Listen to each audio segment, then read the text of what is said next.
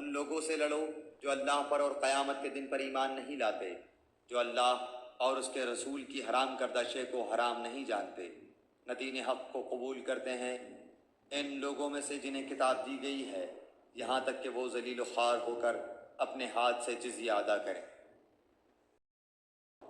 یہود کہتے ہیں عزیر اللہ کا بیٹا ہے، اور نصرانی کہتے ہیں مسیح اللہ کا بیٹا ہے۔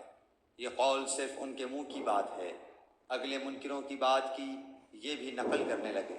اللہ انہیں غارت کرے وہ کیسے پلٹائے جاتے ہیں۔ ان لوگوں نے اللہ کو چھوڑ کر اپنے عالموں اور درویشوں کو رب بنایا ہے، اور مریم کے بیٹے مسیح کو، حالانکہ انہیں صرف ایک اکیلے اللہ ہی کی عبادت کا حکم دیا گیا تھا، جس کے سوا کوئی معبود نہیں، وہ پاک ہے ان کے شریک مقرر کرنے سے۔ وہ چاہتے ہیں کہ اللہ کے نور کو اپنے منہ سے بجھا دیں، اور اللہ تعالیٰ انکاری ہے مگر اسی بات کا کہ اپنا نور پورا کرے، گو کافر ناخوش رہیں۔ اسی نے اپنے رسول کو ہدایت اور سچے دین کے ساتھ بھیجا ہے کہ اسے اور تمام مذہبوں پر غالب کر دے، اگرچہ مشرک برا مانے۔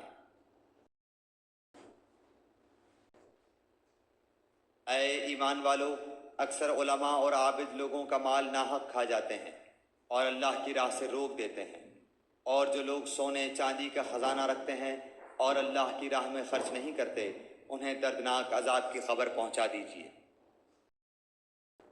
جس دن اس خزانے کو آتش دوزخ میں تپایا جائے گا، پھر اس دن ان کی پیشانیاں اور پہلو اور پیٹھیں داغی جائیں گی۔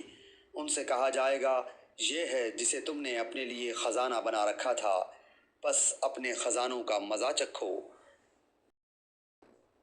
مہینوں کی گنتی اللہ کے نزدیک کتاب اللہ میں 12 کی ہے، اسی دن سے جب سے آسمان و زمین کو اس نے پیدا کیا ہے، ان میں سے 4 حرمت و ادب کے ہیں، یہی درست دین ہے۔